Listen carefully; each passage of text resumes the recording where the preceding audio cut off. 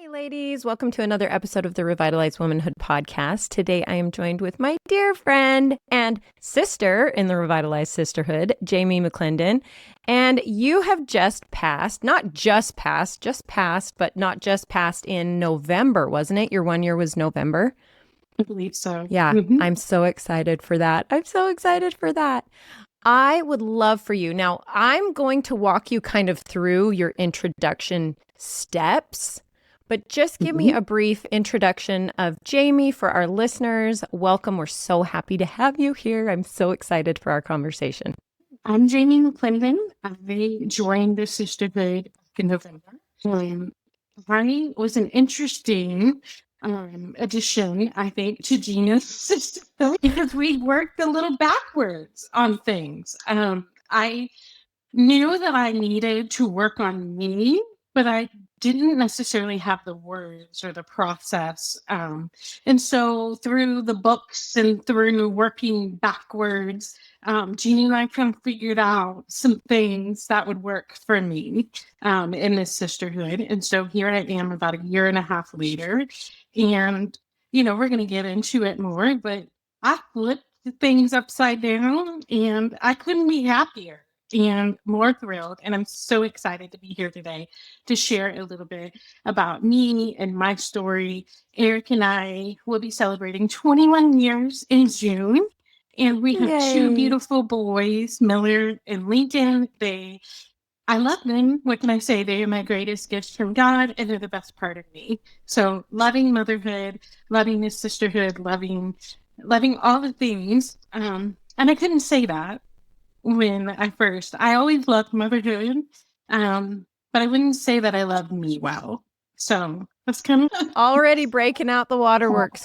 Already, it's gonna get so good. If this is already where we're tipping off, it's gonna get so good.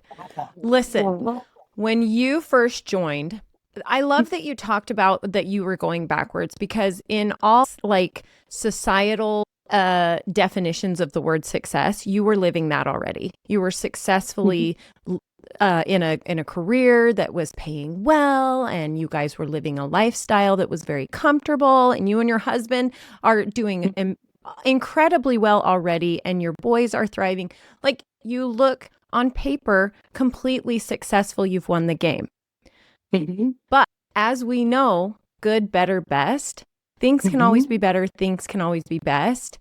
And like you said, I love, because so many of us have felt that same way, where there was this tug.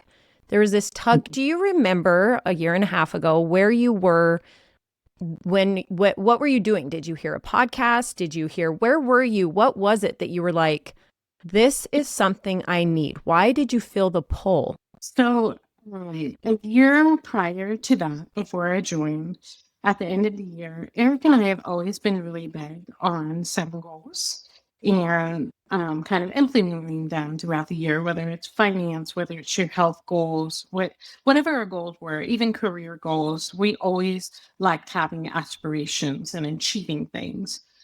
Well, I looked at my son, Miller, and I had asked him, what do you think would be a good goal for mommy this year? Because I didn't really know. Just kind of like what you said, great career, great husband, great kids, being a part of the community and the church and my friends. Like, what did I need to work on, from that standpoint? And he looked at me, and being, it's amazing because he was only 12 at the time, but he said, Mom, I really think you need to. It was hard to hear because I was like, well, what does that mean? But children, they know things too, and it's important to listen to them. And I started this journey of like, okay, well, let's figure some things out. What feels right to me? What makes me happy? And during the course of all that, my husband had joined the Iron Council, and I was seeing so much success with him and his role in his group. And you had kicked off Revitalized Sisterhood, but I was like, no, that's not for me. It's like, no. But I got towards the end of the year, because like you said, I joined in November. I didn't make great progress because I was doing it on my own. I didn't have that person that would like hold me accountable or somebody to push me to think a little outside my box. I needed that you can only take yourself so far. But if you really want to push yourself, you need a team. Strong women need strong women. And there's no other way. There's no other way to word it. So um, for me, that was the trigger, was I realized I'm not getting anywhere. And then when I joined the sisterhood, I saw where my flaws were. I was focusing on one thing, whereas you have 4 targeted categories each month. And they don't have to be big. They can be, some of them are more challenging that we're working through. But I was just doing like one thing. Well, you're not going to get anywhere just focusing on one thing. Like all the things matter: your body, your mind, your spirit, your friendships, like all of that matter. You need to work on a little bit more than just one thing. And when you do that, the happiness comes, the peace comes, because you realize it isn't about all the goals I say, it's about the values in my life and what matters to me. And am I hitting all those values and who I am and what I want my life to look like and the vision that I created for myself? Am I achieving that? That's when I got to where I needed to be. I actually, as you were explaining all that, which was beautiful, thank you so much for that. I remember exactly when you joined. I remember exactly. And now I remember exactly that you and Deanna were on top of each other, because I remember your intro calls with me. Do you remember that intro call with me? I remember being so excited. I think I must have been in the pickup line or something when I was talking to you. It probably was both of you, because that's normally where I do those. But I remember talking to you and feeling this energy that it was just like, I got off the phone with you and I was smiling. I was smiling so big. And I was like, I love that woman. I don't even know this person. I don't even know her. I love her energy. I love her, what she's exuding, what she's coming and excited to do for herself. She doesn't even, you don't even have to know that. Everyone thinks, why does everyone think you have to know what the destination is? Like, I get it. On a road trip, you got to know where you're going. Okay, I get it. That's why we create visions. That's why we cast our visions, so that we have a direction, right? But life happens. Things happen. You open boxes in your subconscious that you didn't know were closed, and all of a sudden this something pops out, and it takes you kind of down a different path than you thought. And I don't think any of us can ever really plan on where we're going to end up, or where the journey's going to take us, or how we're going to feel about it when it happens. And I think that is such a fatal flaw for humanity, that we all think we have to know exactly what we're doing when we do something, when we commit to something. And I see that a lot with the women that either don't join the sisterhood or that leave the sisterhood. They get so caught up in this. If I'm not doing it perfectly, if I'm not doing it all at the same time, all perfectly, I can't do it. I shouldn't be doing it. I'm not ready to do it. That's the thing too, is it's like, what is ready? You're never ready. Are you ever ready to have that first baby? I don't think so. Even if you're ready, you're never ready. You don't know. Correct. Marriage, even if you're ready, you're never ready. Okay.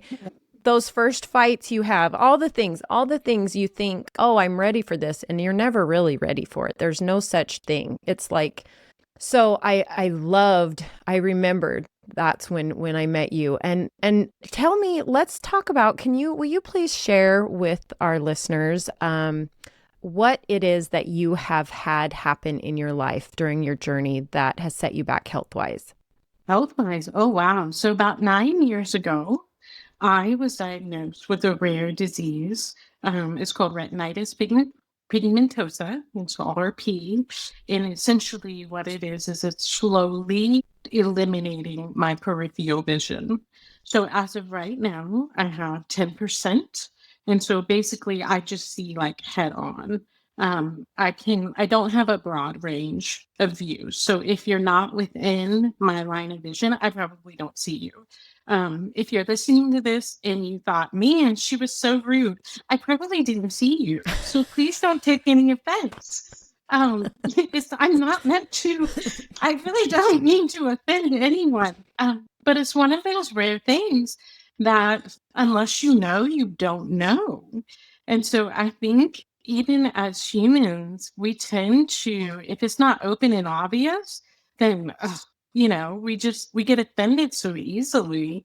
And this has really taught me a lot about, grace for others, grace for myself, um, and just realizing you don't know what's going on in anybody's life. And, when I got my diagnosis, I was driving around with two kids in tow in my back seat. I've never been in a wreck. If you don't realize the power of God and the miracle that is right then and there, I am so thankful. I should have been in so many wrecks. I was driving in the highways of St. Louis. Like, I had no business being behind the wheels. 10%? That's terrible. That means as a human being, I was compensating for 90% of what a normal person sees. Do you know how exhausting that is? I would come home, I was working my career, I was raising kids, doing all the things, running the house. I was exhausted. It was insane. And I had no idea. And the doctor looked at me and he said, "You are very good at compensating for your deficiencies." And I was so, and then when he was done, he was like, "You gotta start asking for help." And all that is such a struggle for me. I am Mhm. so independent.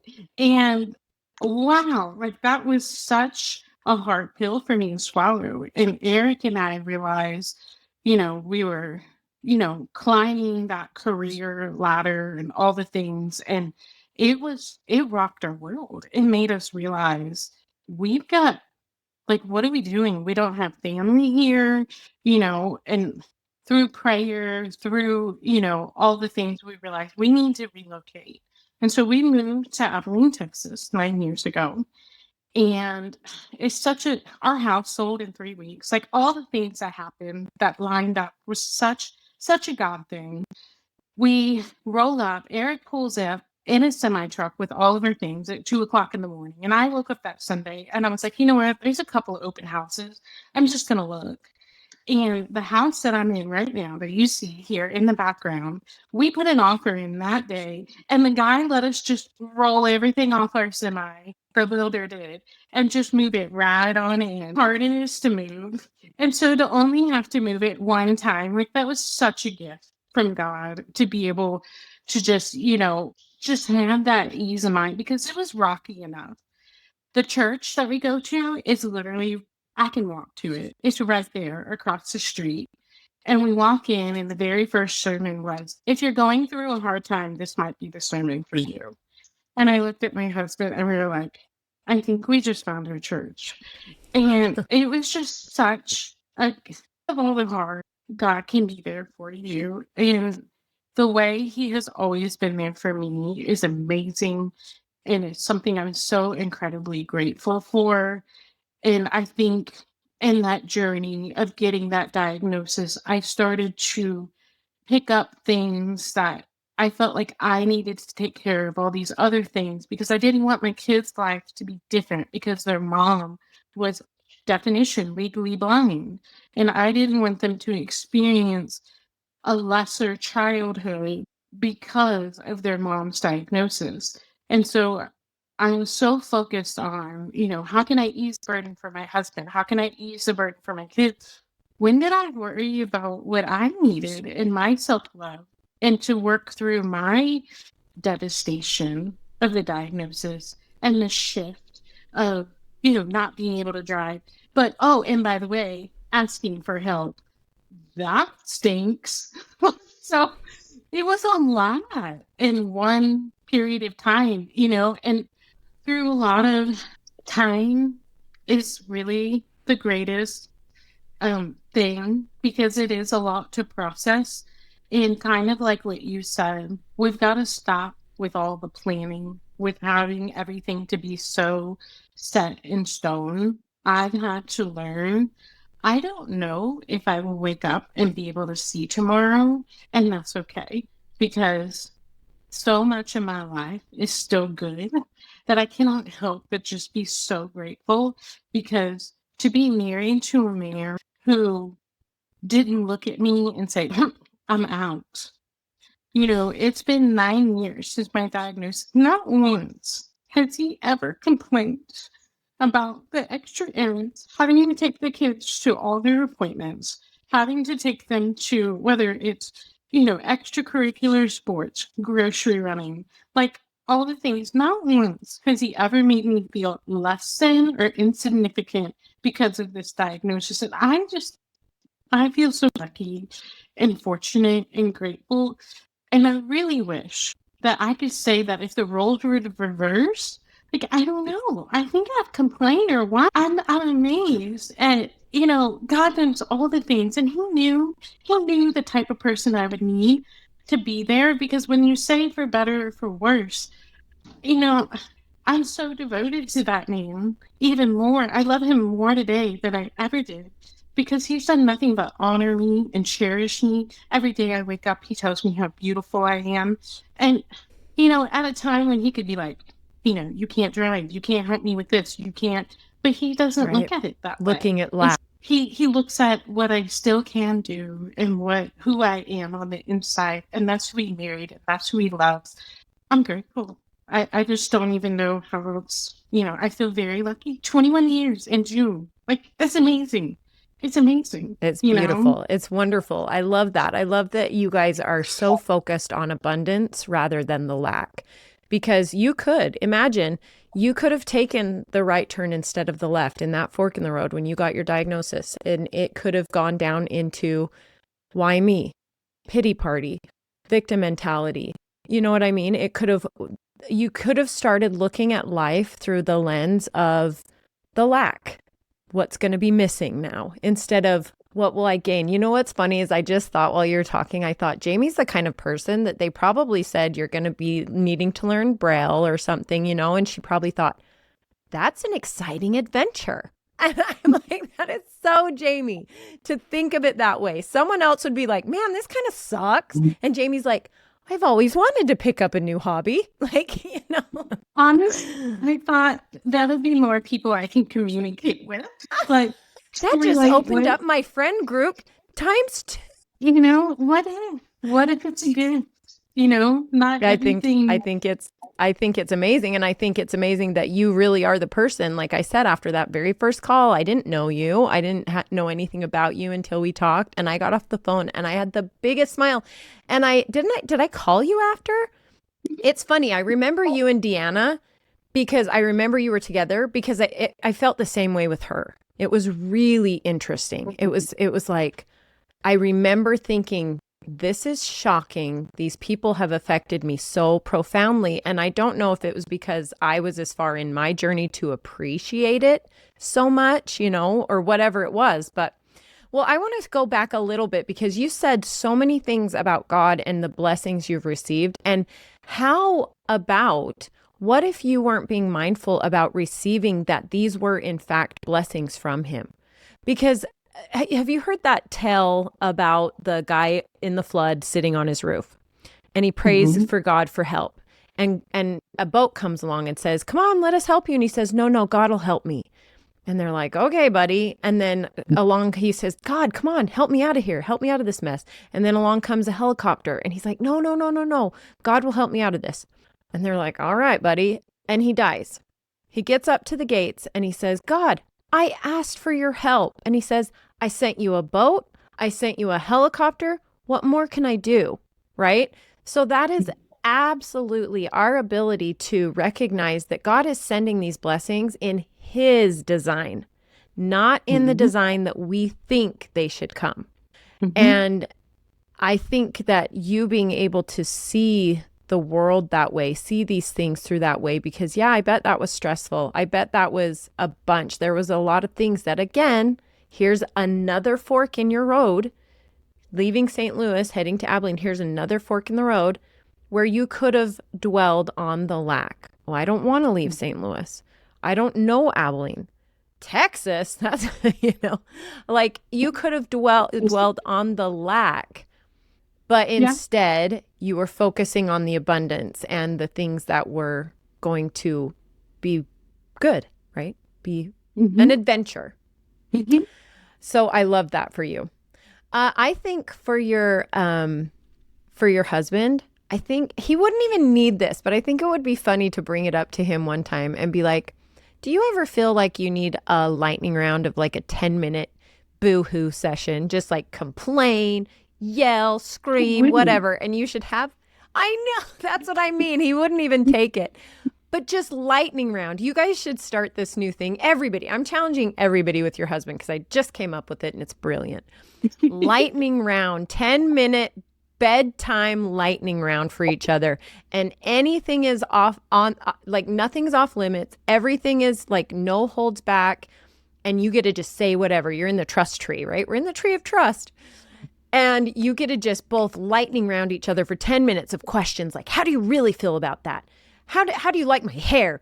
Do you really like this pair of pants? And, you get a lightning round each other. There it is. Challenge.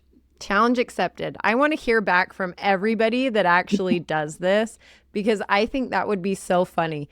And to be able to actually accept that you're in the tree of trust. We're in the trust tree, right? I think that would be really fun. But, oh my goodness. Okay, so I want to talk about where you are right now in your journey because you've had some big changes happen. And Kate, correct me if I'm wrong, but were they all after the retreat? Like what? Yes, they were. Where was the catalyst here? For me, just to kind of like let everybody, so I'm at the 2 month mark of no longer working.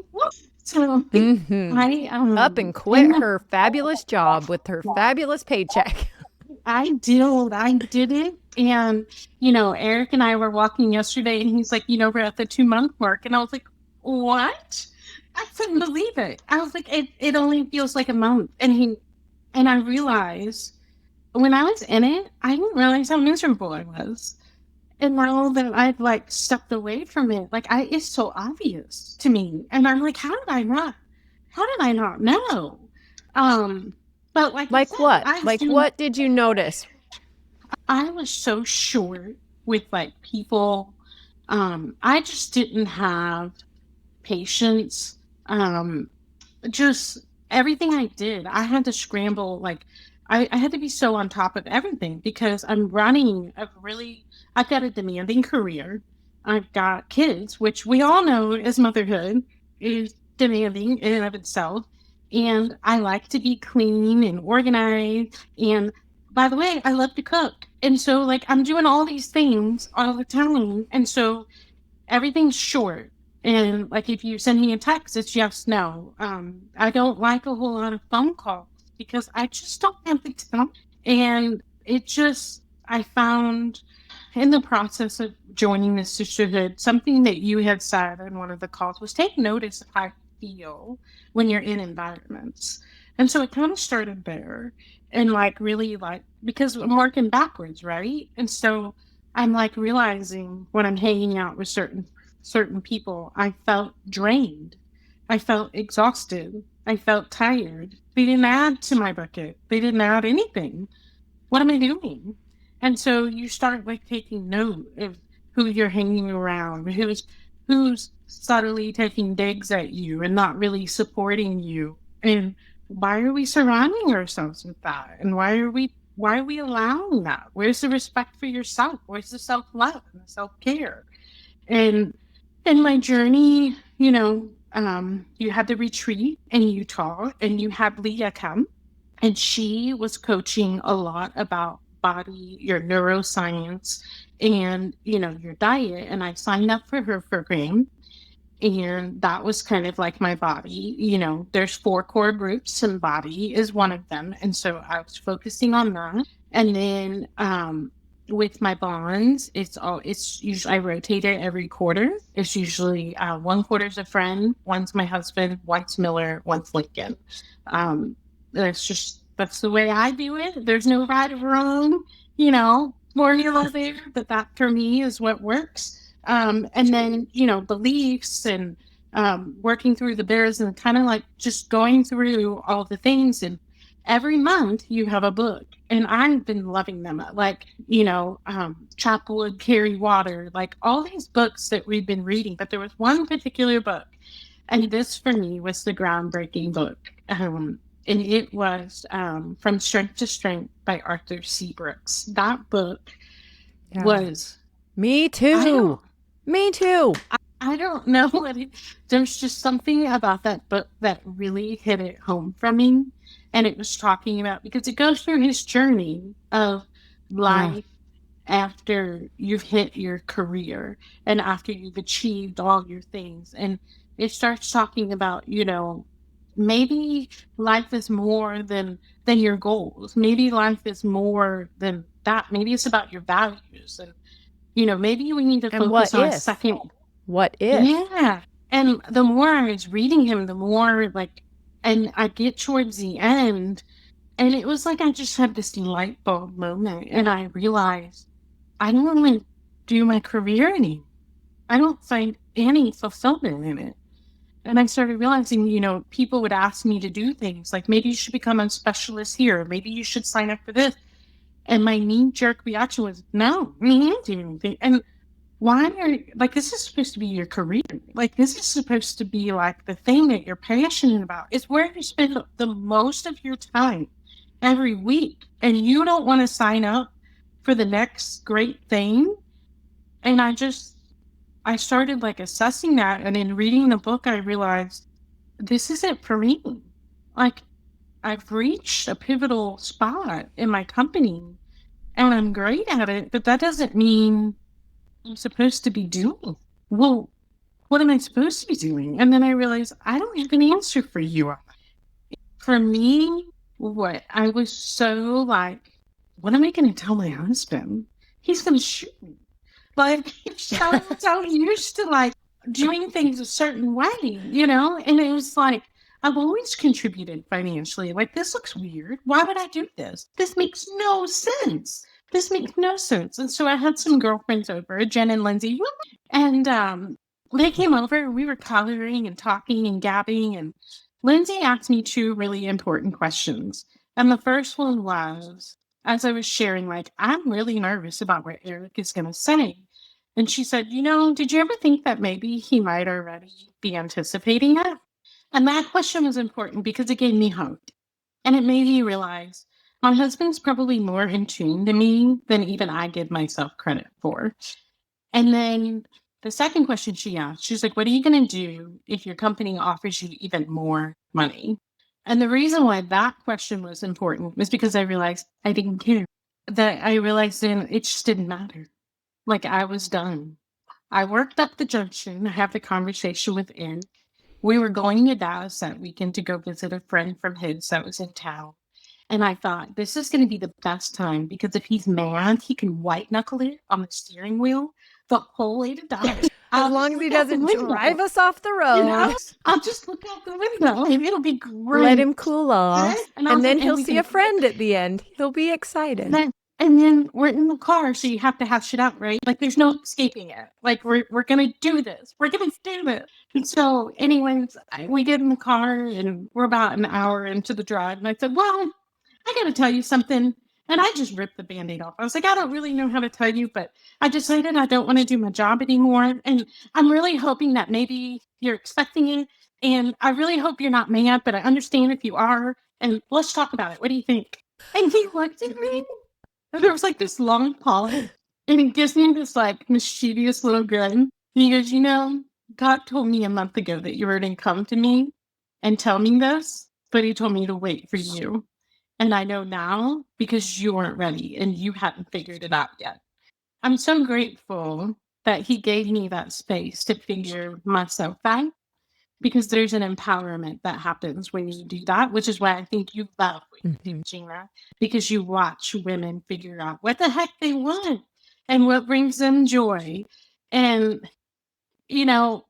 I cried like the rest of the way to Dallas because I couldn't. I was like, you were expecting this, like, and to have my friend mention that, and it actually like because she instilled that little hope in me, and then it was right.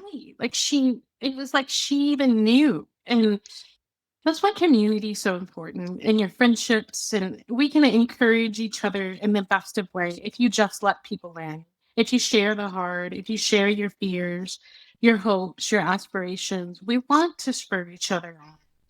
And we can if you just are willing to share what scares you And it is hard, but it's worth. I cannot explain the peace that we have. My children love it. They see such a difference in me. My husband feels like he's falling in love with the best version of me he's ever met.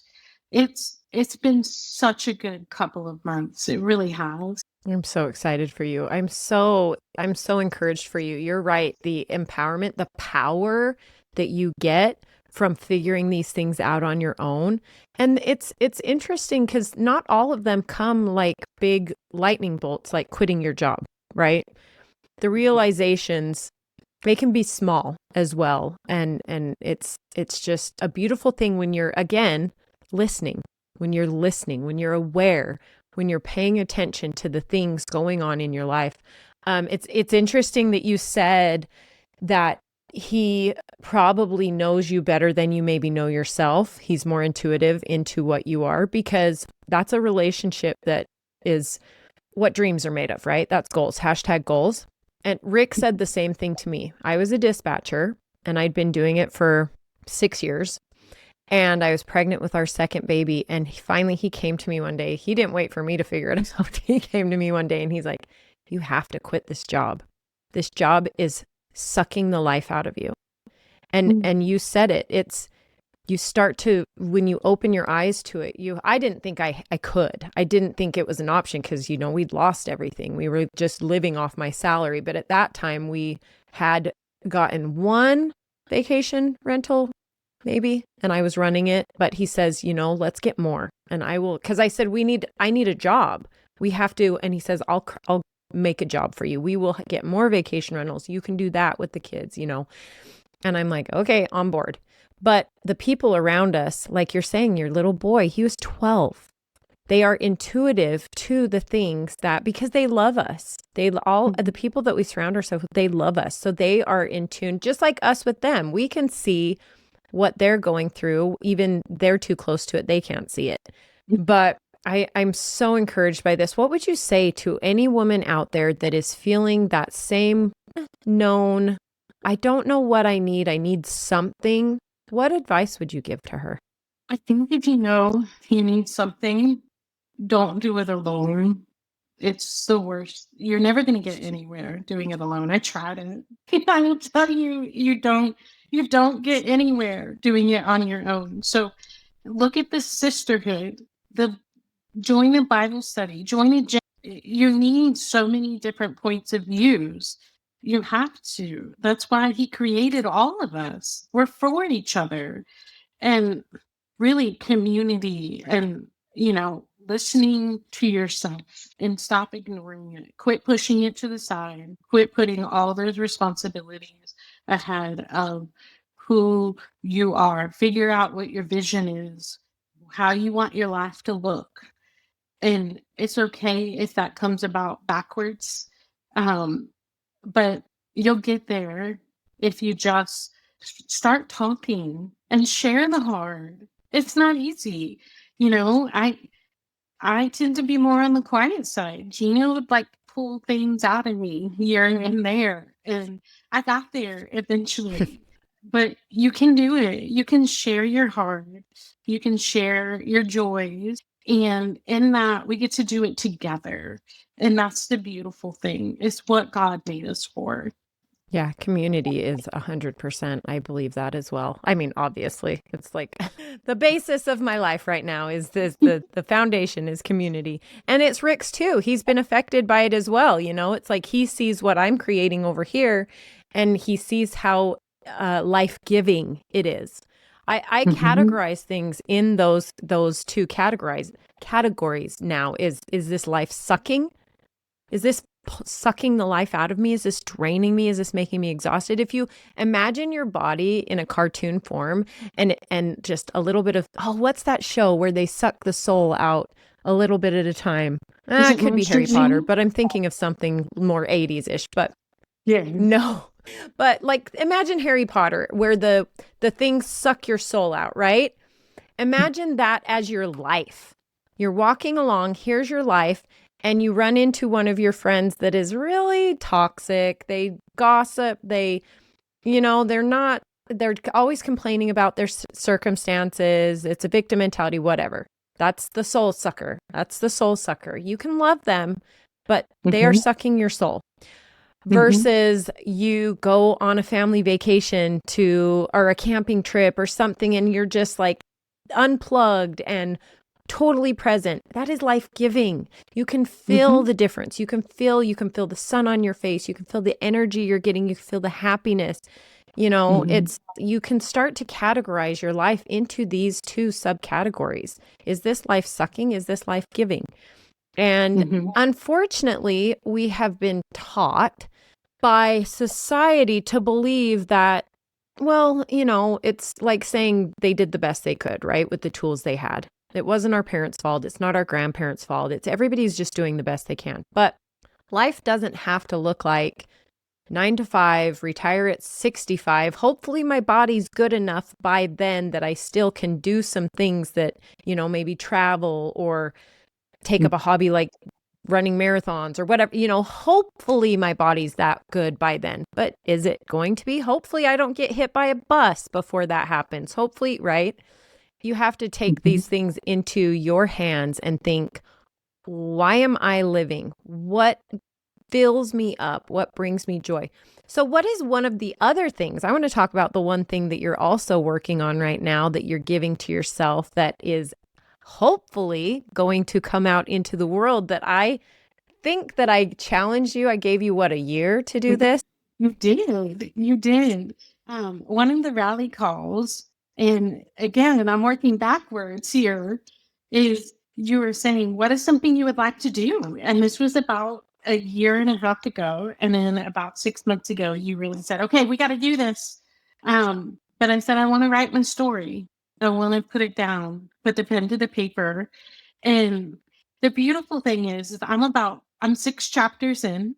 The way it lights me up, I can't explain it. When I sit down and I work on my story and I write it, it's like I feel this energy and it just exudes from me. It does something to me. The beautiful thing is to, like, thinking back to my early stages, the healing, because it's like it's releasing like those moments in my life. And, you know, it's such a testament because when I sat down and I made my vision statement, part of what I said is I will share my story. And so it's holding true to who I am and my values and what I want in my life. And I'm excited. You know, it starts with my early years, it goes through my teenage years. I've got my love story in there, which is my absolute favorite. It always will be. I can't help it. I love love. And then, you know, right now I'm working through the college years, and, you know, I'll move into parenthood, and then ultimately my diagnosis and kind of that story, and then leading us to today. And I hope, truthfully, it can just inspire one person, then it's worth it. That's all I can hope for, is that one person sees a little hope, a little joy, because you can have all that even in your dark times. It's there. You just have to look for it. Right. 100%. It's everywhere. And if we start every day with our heart full, right, of abundance rather than the lack, rather than, oh, I'm awake. Oh, it's 6. I'm so tired. Why do I have to be awake? How about maybe like, I'm so lucky that I get to wake up today. That's pretty easy thing to be grateful for. That's a blessing. I have a bed that I woke up in. I have a comfortable bed that's not filled with bed bugs or ants, or I just got back from Costa Rica and I'll tell you what, the ant game is next level. But I wake up and I get to snuggle my little baby next to me. Right. It's waking up with, here's your challenge, listeners. I mean, just do that. Wake up, and if lack creeps in, tackle it with abundance. Flip the narrative and see how your life changes in a week. I guarantee if you do this for 7 days, you will see a difference in so many things. So many things. So many more things will show up to you as blessings, as I'm grateful for, as I'm so lucky. I'm so blessed. I'm so, I'm going around in circles now, but oh my heck, lady. I love it. I'm so, so grateful for you to come over here and share your story with us. Cause here again, you are sharing your story. This is what I tell everyone. And I love that you're writing it. You're literally writing it. Cause what was that monthly topic we did? I think it was the Women in History Month. And it was, what is the legacy you are leaving behind? What is the story that you are telling for the next generations, for anybody who knows you? Right? And you are literally leaving the story behind, and you are the main character. You get to write. Yeah. Yeah. I will tell you, when my doctor gave me my diagnosis, doctors don't know, but he was looking at, he's like, based on your rate of deterioration, I would say that you will be totally blind in 8 years. And I haven't lost any more of my peripheral. I've stayed exactly where I am at.